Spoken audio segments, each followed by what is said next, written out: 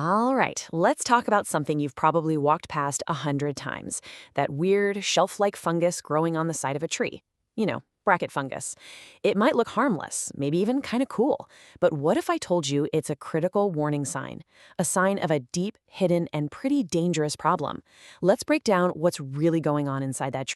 So you see this on the left, a bunch of fungi on a tree trunk. Seems simple enough.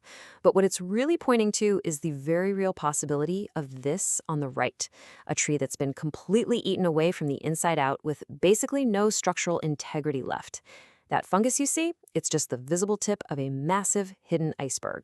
So first things first, let's get a really clear idea of what we're actually looking at when we see these things. Trust me, it's a whole lot more than just a mushroom. Check out the official language here. Arborists, the pros who manage trees, don't see this as just some cosmetic quirk. In their rulebook, it's formally labeled an immediate concern indicator.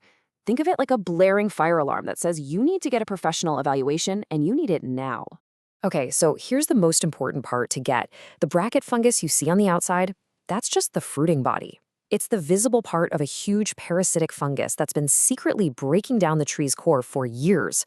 By the time you spot it, that internal decay is already well established, silently making the tree weaker and weaker and dramatically jacking up the risk of it coming crashing down. Understanding the science is one thing, right? But that hidden decay has some serious real-world consequences.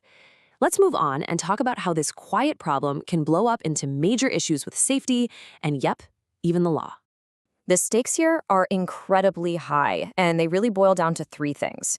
First and most obvious is public safety. A weak tree is a direct threat to people, cars, buildings, you name it. Second, there's legal compliance. A lot of cities actually have codes that require you to remove trees that are this far gone. Ignore it, and you could be looking at fines. And third, the really big one, managing liability. And this right here really gets to the heart of it, legally speaking. Getting a professional assessment isn't just a smart idea. It's how you prove you're doing your due diligence. Because if that tree falls and hurts someone or something, and it turns out you knew that fungus was there and you did nothing, well, that can be seen as straight-up negligence. So we've laid out the problem, and we know the stakes are high. The big question now is, what's the right way to handle it? How do you go from just worrying about a tree to actually managing the risk with confidence? There are basically two completely different ways to look at this. The old way was what you could call cutting to verify. It's totally reactive. You basically chop the tree down just to see how bad the decay was. A bit late for any other options at that point, right? But the modern scientific way is a non-invasive assessment. This lets you measure the decay without harming the tree, giving you cold, hard data to make a decision you can actually defend. Now, this whole scientific approach follows a pretty standard framework. A level 1 assessment is just a quick visual check from a distance. Level 2 is a closer look, a more detailed inspection. And then you have level 3, which brings in specialized technology to get real, qualitative data about what's happening inside the tree. And here is the absolute key takeaway for anyone who owns or manages property. The second you see bracket fungus, it's an automatic trigger. You just skip right past the basic visual checks. The professional standard of care demands that you escalate directly to a level 3 advanced assessment to find out exactly what's going on inside that trunk. So what is a level 3 assessment, really? What does it look like?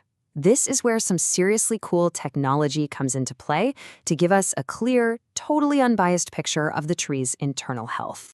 The whole point of using this tech is to stop guessing.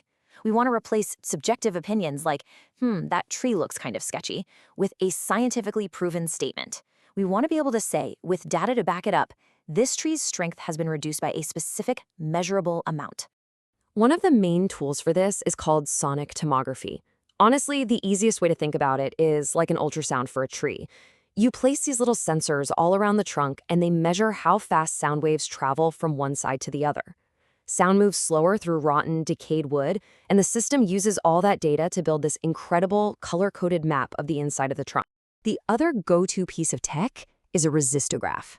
This one is more like a super precise probe. A tiny, thin drill bit goes into the tree, and a computer measures the resistance it feels, millimeter by millimeter. Solid, healthy wood puts up a big fight. Decayed, soft wood offers almost no resistance. This gives you a ridiculously accurate graph of the wood's density along that one specific line. And when you put them side by side, you can see how they're the perfect team. The tomography gives you that amazing big picture 2D map of the whole situation. Then the resistograph comes in and gives you that super accurate pinpoint data to confirm just how bad the decay is in specific spots. So here's the bottom line. The best strategy, the one that gives you the most solid, legally defensible evidence, is to use both. You start with the sonic tomography to map out the territory.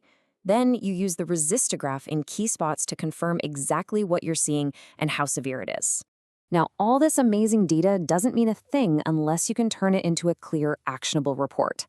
So let's take a look at how that final step actually works. See, the final risk rating isn't just someone's gut feeling. It's the result of a formal calculation.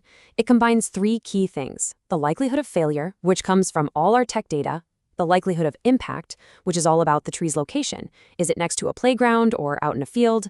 And finally, the consequences of impact. This data-first approach makes sure the conclusion is logical and repeatable.